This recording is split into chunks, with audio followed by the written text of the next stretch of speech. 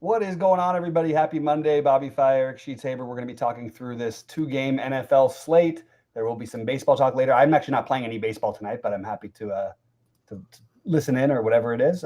Sheets, how you doing, man? And yeah, we haven't been back here together in a while. I just got back myself, so good to be back doing a show with you. And yeah, how are things going? Yeah, it's going pretty well. We got we got two showdown slates. I'm really ill prepared because I should have watched Brandon's thing because he's been killing it in pretty much everything. Although I still have the most recent big showdown win, I guess, on the board. So Oh yeah, that's right. You had what was it? I had week one Friday prime time for 75,000. Remember? Oh right, no, you had that one, but Brandon had the one on Sunday for 80. What? Remember, he won 83,000 on that one. After I did? Oh, F him then. Okay, yeah. So he's got to catch up a little. He's defending champion. That's right. That's right. Yeah, he's been on fire. Here, I'll share my screen here, and we can start talking through some of this stuff. Let me just grab this real quick. So just so you guys know, there is a two game classic slate, and then there are two showdown slates. They're offering billions for everything, and needless to say, no excuse for not late swapping. That's like two total island games. You know what I mean? Like you'll have the whole game to figure out what to do. What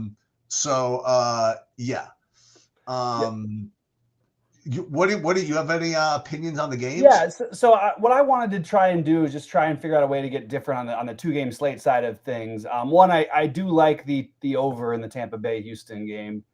And I also think that the Chargers will cover. I kind of like Houston to cover as well.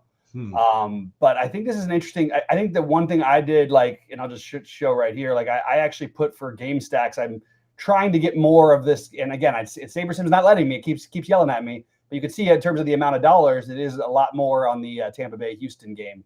And I think that's the way I want to play this, is to try to focus a little bit more on the first, less targeted game than maybe the more popular Chargers and Raiders game. That's where I'm at, just to try and get a little bit different.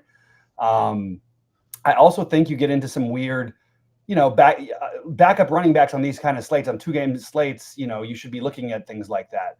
I'm asking for a little bit more than it's given me of some of these guys, but getting to some of the backup running backs is one thing. The backup tight ends, that's another way to get a little bit different on these slates. And you really should be, look, if you're playing 100 plus lineups, you're probably going to end up with exposure to pretty much, almost everybody in one form or another. And I sort of forced in a minimum of like one lineup at least with some of these guys. But like Sterling Shepard, Xavier Hutchinson, getting a little bit overweight on that stuff. Jaden Higgins. I actually would like to get a little bit more of the Quentin Johnston. I don't know why I don't have as much, but it is going to be hard to get off the chalk. And I do think taking some gambles with those those low value, low projected plays is probably worthwhile. And that's, I don't think there's anything revolutionary about saying that, but that is what I'm trying to do, is forcing a little bit more of the fringier plays. So let me get right to it. So let me go. Yeah. So let me talk about the running backs for a second. Yeah. Okay.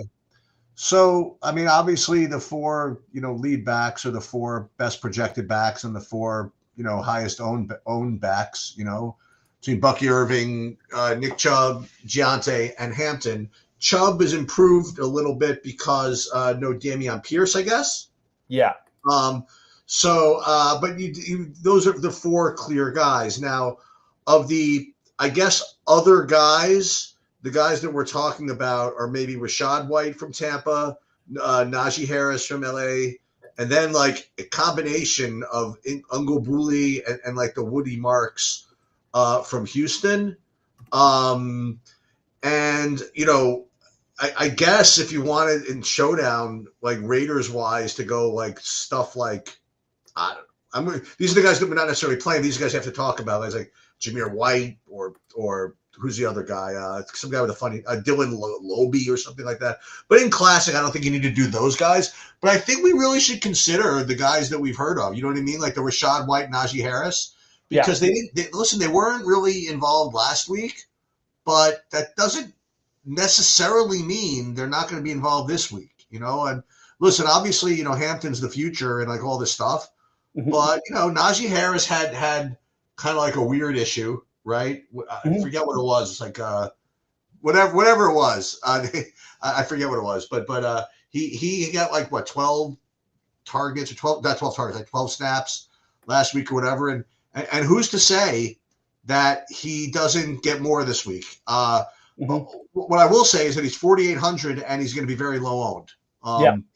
And then Rashad White, I mean, look, I mean, Bucky Irving's obviously the lead back, but I mean, Rashad White's still like, he's like a person. You know what I mean? He gets in there. He gets in there, absolutely, and he'll have a chance to potentially some goal line touches, which is all he's 4,700 and low owned. So what do you? Let's start with this way. Like, what are your thoughts on the 2-game slate with the running backs? So what I'm trying to do, and I'm just trying to force it in now, and it's a little confusing because it shows my exposure, but that doesn't include my flex exposure of all these running backs. So it actually might be a little bit different. The one I'd like to be underweight, Nick Chubb. I'm going to try and go a little more underweight than I have been. I was hoping you'd say that. I thought you would say that. Yeah, I've said this over and over again for years. It's always true. You just don't run on the Bucks. And last week, right off the bat, after we did our show, I was talking about how I like that Atlanta Tampa Bay game, and you get like a 60-yard, pass play to Bijan Robinson for Atlanta right off the bat against the Bucks. But then they literally couldn't run at all the rest of the day on them. Yeah. And so he's the one I'd like to be the most underweight on. I think Houston's defense is pretty good. I think that Genty by when all said and done, Genty is going to be my highest owned running back. And he might even be, because I didn't check my flex numbers here. So I think those are the natural ones. I'm going to be lower on Chubb. And right now I know I've got more of them, but I'll get less. And as you mentioned, I don't mind being a little bit under on Hampton. And I like the idea of maybe getting to a little bit of Najee Harris. You could get some goal line touches. Najee Harris and Rashad White are the two I think that you could, make a real case for on the 2-game slate. The other guys getting a tiny bit of exposure, Agunbawale, Woody Marks, it's fine, but it's not like, I don't think you should go out of your way to try and get like 5%. I think like 1 or 2% is probably good enough. Yeah, I mean, it's hard enough for the lead back to run against Tampa. It's like right. That's like that's the thing. So, but then again, you might be on more. You play a game script out. Maybe they're playing more 3rd and longs, and maybe you get more Agunbawale in that case. That's possible. I also, the one I haven't made any changes yet to his numbers. Michael Mayer, I think we'll get some snaps with Brock Bowers out there as well. Oh, I was going to wait to get to that position. Oh, sorry about that. No, but that's okay. So let's get right over there. So Brock Bowers is officially listed as questionable, I think, with the expectation that he plays. Yeah. And I'm totally down with what you were about to say. So why don't you continue with the Michael Mayer idea? Yeah, I think Michael Mayer's got some skill too. I mean, this guy was, he was, if they didn't get Brock Bowers, Mayer would be like probably a top 20 tight end or so in football. So I actually like the idea of getting to some Mayer, some Conklin to be a little bit different, but you're not getting to a huge amount of any of these guys. We've seen Will Dissly on showdown slates before win the money. Maybe you save him for the showdowns and not going crazy with him on the 2-gamer. But I really like the idea of Mayer as a pivot off of the other chalk. And remember, like 10 points might be the highest scoring. More likely, Brock Bowers has a big game and all that stuff. But 10 points can often get you there as at tight end. You know what I mean? It's a 2-game slate. There's no reason any of these guys have to score double digits. So I kind of like the idea of maybe gambling and playing some of these lower owned, the Mayer, K. Dotton, Tyler Conklin, and maybe even a little bit of Will Dissly, although I'm not as in love with that one as I am. I like the Mayer play the best of all. Well, let me ask you this. I have no problem getting to actually both Bowers and Mayer in showdown. Yeah. Can you get to them in classic though? I guess not, right? You could though on a 2-gamer. I think on a 2-game slate you could. But I wouldn't be like, maybe I wouldn't go out of my way to do it, but it wouldn't surprise me. I could see that screenshot tomorrow of winning $500,000 with those 2 guys in there. I mean, you got to have Geno Smith. I mean, remember there's Jacoby Myers, there's Trey Tucker. You know what I mean? Like they're guys. You know what I mean? Before we get to the 2 tight ends and both of them getting there, it's just rough. But that's what I was going to ask you if you could get to them in classic. I don't know if I have any of them together in classic, but definitely have some of them together in showdown. Yeah. And we'll have some fun. We won't make people wait. We'll make people wait for the wide receiver and quarterback. Let me look at defense first. Okay. Oh, I love it. I have like almost the same of everybody. That's not true. my lowest owned defense. Excuse me. Yeah, my lowest owned defense is actually the Chargers. So I have like 30, 30, 30, 10 or something like that. Yeah. So really, whatever. Yeah, right now I have the most of the Texans defense. I think they're the most logical to play. But I really like the idea of getting way over on this is one thing you should always be doing on small slates. Like defense is so, you're talking about fraction of points difference usually in the projections. And I think that the Raiders as a the lowest owned defense are so firmly in play, especially because they will sling it. And we've seen Herbert have those 3-pick games. I think it's worth it to gamble a little bit on the Raiders defense. Yep, and they're my highest owned, actually, the Raiders. Yeah, right now they're second for me, but I think they're going to end up being close to my highest. Certainly, maybe my highest and higher buy-ins. Do you want to go jump over to quarterbacks and wide receivers? Yeah, let's do that. So let's go with these wide receivers. Like I currently have shares of in classic of 13 different wide receivers. Yep. So I got 14. I guess I'll go from the bottom up. I guess I do have sprinkles of these Houston guys, the non Nico Collins guys, but real sprinkles. I mean, like I have like 2 lineups with Justin Watson, like 3 lineups with Jalen Noel. Like I only have 8% Xavier Hutchinson. For some reason, I think I should have more. I have a lot of the Higgins though. I got 20% of the Higgins. I'm just going team by team. Yeah, and then like 55% Nico Collins. Yeah, I like the Hutchinson idea. I want to actually make sure I get a little. I am over the field on it, but it seems like we should have a little bit more interest here. I kind of like that. And you're playing the game script that Houston will throw the ball because it's hard to run the ball in Tampa Bay. I like that as well as another justification of why I'd be doing that. My highest owned are going to be the same with the chalk, but again, getting a little different. I do think this number's too low. I think Quentin Johnston is actually getting like too overlooked. If those are real, like those projections, I'd like to get to more of Quentin Johnston. And I also did make a change. I wanted to just mention I wanted to put like it's a very small one, but I just capped my salary at 49.9. The odds of that extra 100 coming to bite me on a slate where you really don't. I really doubt it. So I like just trying to get just a little bit, any little extra thing you can do on a 2-gamer to get a little different work. Well, let's stick with the Chargers then. So the Chargers, I really have all 3. Well, I have 3 Chargers receivers on the board. I have Keenan Allen, Ladd McConkey, and Quentin Johnston. I'm with you. I have less Johnston than I want. I want more of him. So I have to see what I want to do. I have like 30% Keenan Allen, 22% Ladd, and only 12% Johnston. I love. And listen, I'm biased. These guys want me all the cheese in the showdown slate. So all 3 of them. I think the 3 of those guys like obviously control the. I'm not playing any whoever that would be, that wide receiver, like no Darius Davis or. Not playing any of those guys. You have any stronger opinion on the Chargers than I do? I mean, the highest owned is like only 29%. Well, the only thing I'd point out about Herbert is that he's gotten way like he's a good quarterback and he is really an equal opportunist. McConkey may have been the guy last year. We saw a number of these guys have big games in the first game. I don't think we should assume necessarily that Keenan Allen or McConkey are that much better plays than. I mean, yeah, McConkey makes sense on its face, but I kind of like the idea of getting to a little bit of that, a little bit more of the Quentin Johnston and a little bit less of McConkey and Keenan Allen, just from a game theory perspective. So what about like the well, we'll go this way. Well, so let's just go to the Raiders first. Like, what do you feel is like the hipster play of the week, the Trey Tucker at 3,400? I mean, I get it. Geno Smith's another one who will spread the ball around a little bit more in this new role than maybe he did when he was in Seattle, where it was more focused on 2 guys.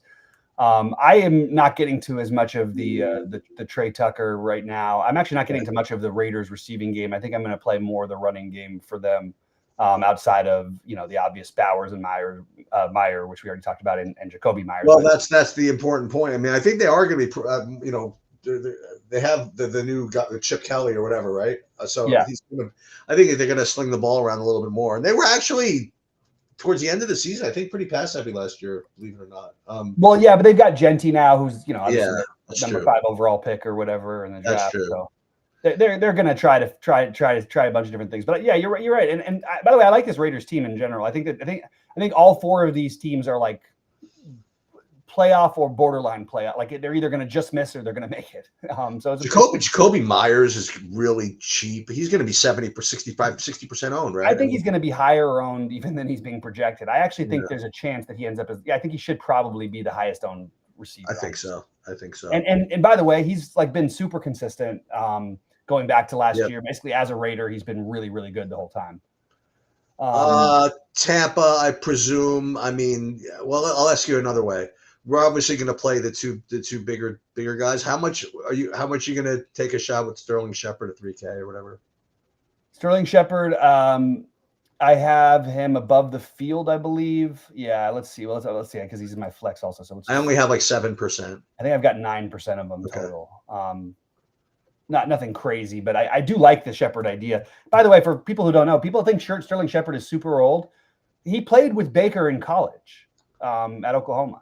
So that's just something to keep in mind. How old is Baker? If you're over 30, you're like old now, right? Yeah, but that's what I'm saying is that but Baker's still, he moves around pretty good. And yeah. And again, I just wanted to make sure I'm ahead of the field a little bit on the Shepard, but I didn't take a huge stand there yet. In terms of my hand builds, which are going to be the 444, I'm playing 3 of those. I'm probably going to have like one of these, whether it's Shepard, Meyer, Higgins, we already talked about. That's a little bit more logical, but one of those low-owned plays will probably be in each of my my bigger buy-ins, and then obviously I can always switch up. Wow! So as we go to quarterback, I mean, I'm actually maxing. I'm playing a full 150 of the 2-game slate. I have. This is like so out of left field. I have 0 CJ Stroud. 0 CJ Stroud. Interesting. Yeah, I don't know how, but 0 CJ Stroud, but Nico Collins, my highest owned receiver. The Herbert, I only have 23% of him. He was so helpful to me with his running game last week. Yeah, he had quite a few plays like that actually. Yeah. But Geno Smith is the cheapest. He's gonna. I imagine. Boy, they have Herbert listed as the highest owned. I've thought I think Herbert makes sense as being the highest owned. Yeah. They do like to sling it around, and we'll see though. But game script could go the other way. You might have them running the ball up 2 scores in the fourth quarter and have all the passing opportunities from Vegas. Yeah. So I have no real opinion on the quarterbacks, whatever they get paired with or whatever. But who do you have the most of, or who would you advocate having the most of? I think that the one for me is going to end up being Stroud, just because I can tell myself a story about them not being able to run the ball and having to pass the ball. Also a pretty concentrated target share. So playing him with 3 of his guys or 2. And like I said, I'll be underweight the Nick Chubb thing. So I'll play the passing game from Houston. And also I know like Tampa Bay they've got some decent defensive players, but they do get into these wild games. I mean, it's really weird that it happened like this, but like last year on Thursday and Mondays, and I think Sunday night they were on once in the primetime games, there was like 60 points in like every game, that they played in. So they get into some wonky games. So I kind of like always just taking the other side of Tampa Bay, just because they play that sort of. And then you've got Baker, who's sort of wild out there. And one thing I want to remind everybody, going back to the millionaire win from last year on the 4-gamer, using your defense as a part of your offensive stack is just something that the Sims are not going to give you. So if you wanted to get a little bit different in your hand builds, I do think like playing, if you play the Houston stack, I think you could include you could play like Stroud with 2 of the receivers and then play the Houston defense. I know it sounds weird, but it's just like literally going to be so different than how any of the Sims are going to build for you. They just don't do that. How about to really randomize it? How about you build your lineups and then like mass entry swap all your defenses for each other? Is there a way to do that easily? Yeah, I think so. There must be some sort of way, but I don't know how to do it. Yeah, you can figure it out if you had to. Probably. Just literally randomize your defenses after you've made all your lineups. Yeah.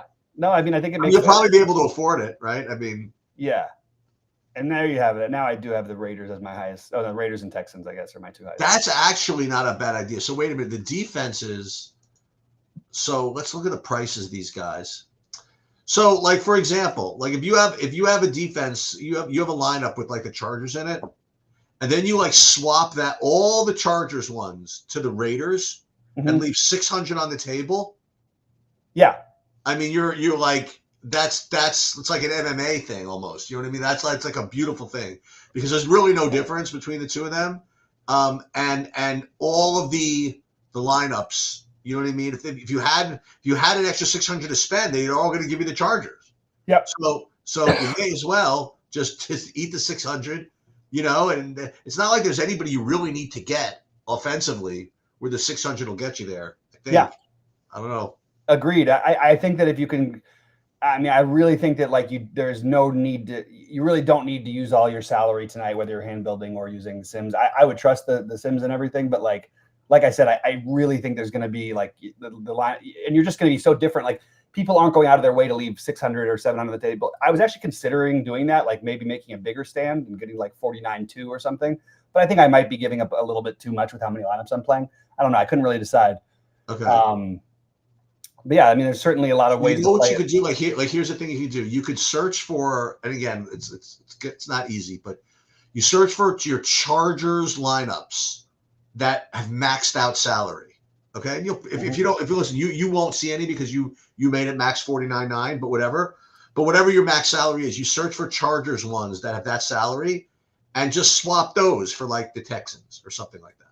Right. You know? Or for further down, or the Bucks or the Raiders, doesn't matter. Defenses, they're all freaking random today. Whoever. Yeah, and one thing I'm doing is I'm actually just limiting my exposure here to Herbert, and I just think that I think he's gonna. I mean, if he's really gonna end up with like 50% of the ownership, I just think it makes enough sense to try to not do that. He does not have to be the highest scoring player. There's also he is too cheap. It's people, because of Baker's price, aren't going to want to play him in a tough matchup. I think Baker and Stroud are going to end up being the guys who I use in my highest buy-ins by the time I'm done. That's what I'm sort of coming to terms with. Let me, before we go, I guess we can go over to baseball if you want, but in a minute. But let me share with you at least some of the showdown hoodoos I came up with today. Okay. For those of you who are interested, I'm just going to pull up my. I'm going to share this, but I'll pull up my exposures and then we'll and then I'll see what I have here. So,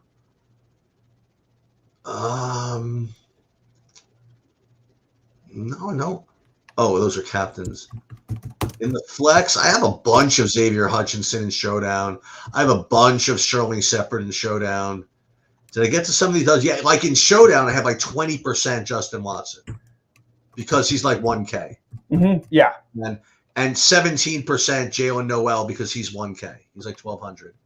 And yeah, I didn't really get to any other like real hoodoos there. Let me pull up the LAC. There's actually somebody I wanted to ask you about in baseball. I kind of like this Justin Watson potentially on the like just to get different. I think he's in play for that the weird get different play on a 2-gamer. Yeah. Oh yes. I don't think I have enough of him in the 2-gamer actually. All right. In the other game, yeah, it doesn't look like. I have 18% Michael Mayer. That's oh, you know I have? Okay, so I've got 15% Dante Thornton Jr. Yeah, Thornton. So that's an interesting one because people have mentioned his name. I played the other Thornton Jr. yesterday, and I actually he Mahomes missed him on a 75-yarder, but then hit him on a 50-yarder right after. So for a touchdown. But the Dante Thornton, yeah, I think you'll see. Like I looked around some other places, and I won't say where or anything, but I did notice different projections on him depending on where you were looking. And I tried to get some of him. They will not give him to me for so. Oh, there they go. They will refuse. They refuse. Yeah, I asked for a minimum of 5% of them at least, and can't seem to get that working. I think he actually is going to be higher owned And I think I actually might go a little higher on that 5% number. The Chargers game we're gonna have, we're gonna have to wait for late news and whatever first for people to get ruled out. But just some names that I have in showdown slates, not many lineups, but I have a lineup or two of the following. I have that Dylan Laube that I mentioned at 200. I have Trey Harris from the Chargers. These are like, I have like tight end 3 for the Raiders, like the Ian Thomas, and then I have 4 lineups of Keandre Lambert-Smith. I have the aforementioned Zamir White a few. Mm-hmm. I do have Hassan Chop Haskins, 6 lineups. I mean, this is like showdown, like whatever. Yeah. And so, like, if you're going to play these guys, literally make sure that they're actually playing. Make sure that they get announced active when they release that at like 8:30. Yeah, for sure. So yeah. So it's listen, it's a long night for the East Coast tonight. 10 p.m. start. Yeah. 10 p.m. Monday start, night game. 10 p.m. start is asking for it for that late game. I sort of like the 2 game where you have time to swap and everything like that, though. That's kind of fun. It used to be they'd be like an hour apart, so you wouldn't get that option. So the real fun, as always, with these primetime games is I had like an over/under I set, like without looking, like how many options it takes before I pick the channel that the game is on. Yeah, like it's unless I mean, listen, you can obviously research it, but that's no fun, you know. Like the other day, I really thought I had it. Like I forget which game it was, but I'm like, okay, let me just one of the primetime games. Okay, this one I got it. Well, let's start with ESPN. No chance, of course. Then maybe ESPN2 would sneak in there. No good. Then I'm like, okay, I got this one. This is going to be in the NFL Network. I went there. Nope. And then I thought to myself, I said, self, I remember that this is streaming city. So now I got it. I went to Amazon. I pulled up Prime Video. Nope. I was completely stumped. It was on YouTube. Like, wait, which game was this? I think it was the KC game or something. One of the games. And the guy ended up cashing for. Yeah, it was YouTube TV. Wait. You mean was this on the Friday or this weekend? I think no, it was last week. Oh, okay, yeah. That's funny. I literally couldn't find it. I mean, I could have researched it, but I'm like, all right, I was out of guesses. Totally out of guesses. So I was in Vancouver and for all these football things, and you will not believe how many people, like, there are better sports bars there than there are in LA. Like, I went out to watch it with my son, and I literally everybody's got a jersey. They're doing all kinds of party stuff starting at 10 in the morning, and like literally every bar has got every game, every channel. It was wild. I couldn't believe there was that many people there. It was really, really fun. And they know how to find the games, probably. Yeah, and then you do this thing that they do these squares where you win like players' jerseys, which I don't really wear jerseys. Oh, really? I have some. So of course I didn't win anything on that Sunday, but I played a square for each quarter for the first 2 quarters, and I won both of them. So I won the 2 jerseys. At least I got away with something. And it's kind of fun. You can pick your jerseys or whatever from whenever they've got, you know. All right. So let's see. So I'm not playing baseball tonight, Cheats. Do you want to jump in and talk a little bit about it? I would like to ask you about it, dude. Okay, so I did projections, and I actually looked at them, and I did a video. And I have to be kind of honest with you about this. So I did a video at like 12:30 p.m. Eastern that I went over like all the games, and I went well in depth with one spot I wanted to do, and then I ran some stuff. But I really felt as though I was really tired when I was doing it. I was sort of, I wouldn't say embarrassed. I just didn't want to put it up. You know, I just didn't feel as though it was delivering the message in the right way. So I literally put up nothing. So I'm gonna read your projections. But the guy I wanted to ask you about is this Trey Yesavage from Toronto. I mean, apparently the guy's like the stone nuts, all right? But he's the first time in the majors. He had like 1.5 like strikeouts per inning or something like that when he was in the minors.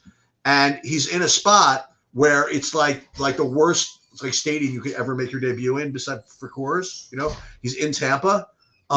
So I was, and as usual, they project these guys like they're, you know, like they give them like an average projection for like as like a normal, you know, first time player or whatever. So they gave him like a 13-point projection. So he was showing up as like nothing. And I was getting into this idea of just making sure to play both sides of this. Yeah. to play both. And so I guess I want to ask you: have you ever heard of the guy? You know what I mean? Aside from what I just said, Yes. and because it looks like the freaking pitching is whatever. Rodon is fine, I guess. And then you have Suarez with a tough matchup and against the Dodgers. Then you have what's his name, and even Sheehan, who I've had some luck with. That's obviously not an easy matchup either. But the two guys that I was kind of interested in was actually this Yesavage and the other like high variance variance fireball and Jack Leiter against Houston. So what just kind of like eyeballing it. What do you think of the slate? Like, yeah, I agree with what you said about the playing both sides of the Yesavage. I think that would be one logical way to go. Honestly, if I was playing like the lottery and I was playing like 50 lineups tonight, I think half of them would have Minnesota at least mini stacks, if not full stacks against Rodon. Nice. Like go old school Sabres just play against the highest owned pitcher and see what happens. Minnesota historically, this lineup has got guys who are better against lefties than righties. Not been as true this year as it has been in past years, but I think that's something to keep an eye on. And I just think that look, we're talking about a 7-game slate, so that would be my take. And then I probably would. I do think Yesavage and Leiter both have the upside to get there, but I think that playing the other side, especially against Yesavage, makes a lot of sense. So I guess I'm guessing hitting wise that you're going to have the Yankees as being near the chalk. I had the Yankees as being so freaking highly owned. I was going out of my way to fade them. I think that's reasonable. I was coming up with my two that I talked about earlier. I want to look at them again. Were just like I was just projection plays, like guys that like teams that looked like they were close but not as highly owned. So the two that I came up with were actually the Reds, and the and the Rangers. I thought the Orioles were fine, but I thought they would be like the easy pivot that people would play. Yeah. So I don't know if I would do that, but so that was like what I did not post was that one of those two guys, the Leiter and the Yesavage. And listen, if you wanted to play like the Bradish and Rodon, whatever with them, that's fine, whatever. But I would stay away from Suarez against the Dodgers. I would probably stay away from Sheehan against Philly, and then Gallen would probably be just like fine, So yeah, that would be my thing. But the Yankees are certainly going to be the highest owned. Yeah, I think for me it would be like I said. I like the Minnesota idea. The contrarian. I like Arizona, and I think somewhere around the Dodgers and either Tampa Bay or Baltimore or something like that would be the teams that I would be trying to focus on today. Yeah, that certainly makes some sense at least. I have to build my 444s, but I guess I have to do it by 7, which are going to be focused mostly on the first game. In all honesty, and if Nick Chubb has a big day today, then we all lose. Yeah, then we all lose. Anything else we should go over before? No, not really. I don't know if I'm going to even go on with the baseball. You know what I mean? Okay. We talked about it. 7-gamer. We talked about it here. People saw. Yeah, no, I think I'm good. And yeah, I mean, I think it's like, is it $1 million for first in the 2-gamer? I mean, like, whatever. I think it's 500 in the lottery. Oh, forget it then. I'm not playing. And you're of course going to win the baseball tournament tonight because the baseball's got the smaller tournaments tonight. Oh, I'm a stone lock in that. Stone lock for sure. I don't even know if I need to play what I just said. You know what I mean? That's the thing. Do I need to play like Leiter and Yesavage? I think Yesavage is going to probably end up popular if. Probably a little more than he's being projected. Yeah. Yeah. He's another one that I just am looking at a couple other things and they've got him a little bit higher projection wise. Did what's his name put out a thing yet today? I looked for the Cheese article earlier today. I didn't see it earlier. I didn't notice. I didn't see if he did actually. To be honest, I've been reading that again. Yeah, he's a good writer, man. He's very entertaining. I don't know how he does it. It's a lot of work. I know that. Him and the other one, and the other like longest writer of all time. Oh, Noto. No. Yeah, Noto, but the other one, your friend, the other one, not Grant. No, the one season guy. Yeah. He's a real writer. That's why he's what's his name? Why can't I think of? Jay. My brain is so dead. Who's he? What's his name again? It's what's it called? I know, we're the worst. It's like this is so embarrassing. I know, right? JM to win. Right. That's right. That's pretty bad. But anyway, it's good to be back. It's good to see you, man. Yep, I'll probably try you sometime tomorrow and just catch up about a few other things anyway, just because we're gonna catch up with that other dude. With Tyler, but maybe right before or after. Yeah. Yeah. No. Absolutely. Sounds good, man. Well, good luck tonight and good luck, everybody. Are you ready to go, Sheets? Yeah, I'm good. All right. Good luck, buddy. Good luck, everybody. Well, hopefully we'll see some big screen